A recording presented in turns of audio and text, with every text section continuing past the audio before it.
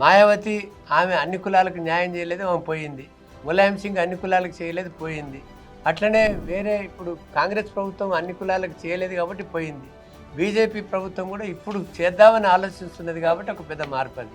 ఈ రాజ్యాంగబద్ధ సంస్థలైన ఈ higher judiciary for example ఈ రోజుకు కూడా 80% హయ్యర్ జ్యుడిషియరీ ఆధిపత్య వర్గాల చేతుల్లో ఉంది. మరి ఈ 50% క్యాప్ అనేది కావాలనే కుట్రపూరితంగా పెట్టినట్టుగా నాకు అనిపిస్తున్నది.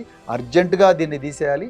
ఈ దేశంలో జనాభా నిష్పత్తి ప్రకారం సంపద పంచబడాలి. సమాధానం మనం చెప్పక్కర్లా. డాక్టర్ బాబాసాహెబ్ అంబేద్కర్ రాజ్యాంగ సభలో రిజర్వేషన్ల మీద చర్చలో స్వయంగా చెప్పారు, రికార్డుల్లో ఉంది. ఆర్టికల్ 15 కానీ 16 కానీ 14 కానీ మిగతా కానీ అందరికీ సమాన అవకాశం. నా దృష్టిలో ఇది అవసరం లేదు, అసలు ఈడబ్ల్యూఎస్ రిజర్వేషన్ అక్కర్లేదు. దురదృష్టం ఏంటంటే పెరుగుతున్న జనాభాకు అనుగుణంగా డిమాండ్లు పెరిగినాయి బీసీలకు. కానీ పెరిగిన డిమాండ్లకు అనుగుణంగా పెంచాల్సింది పోయి గత బీఆర్ఎస్ ప్రభుత్వం వారు పొరపాటు చేశారు. 23% వారు కుదించారు. ఈ తర్వాత వచ్చినటువంటి కాంగ్రెస్ ప్రభుత్వం కూడా 18% వచ్చింది. రజక కులము ఒక బీసీ కులాల్లో ఎస్సీ కులాల్లో వాళ్ళిద్దరు పెళ్లి చేసుకొని వాళ్ళ చంటి పాపతోని దేవాలయం పోతే అంటే 80 సంవత్సరాల స్వాతంత్రం వచ్చేంత కూడా దేవాలయంలో పోతే వాళ్ళను పిచ్చి పిచ్చి కొట్టి ఆ బిడ్డ చనిపోయింది, చిన్న 2 నెలల పసిపాప. ఆ పరిస్థితి లోపల మనం ఈ విధంగా ఆలోచించడం అనేది కరెక్ట్ కాదని. సొల్యూషన్ అంటే నేను రేపు మోదీ గారు తీసుకోబోయేటువంటి ఈ సెన్సస్ ఏదైతే ఉందో ఆ సెన్స్ ద్వారానే పర్మనెంట్ సొల్యూషన్ వస్తుంది అనేది నా యొక్క ఆలోచన. ఆర్టికల్ 342(a)(3) ఇంక్లూడ్ చేసినారు రాజ్యాంగంలో.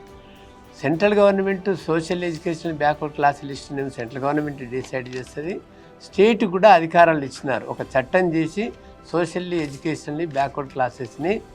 ఫస్ట్ ప్రిన్సిపల్ ఏమిటంటే చట్టం ముందు అందరూ సమానమే, సమాన అవకాశాలు అందరికీ ఉండాలి. రాజ్యాంగంలో చెప్పింది ఫస్ట్ ప్రిన్సిపల్.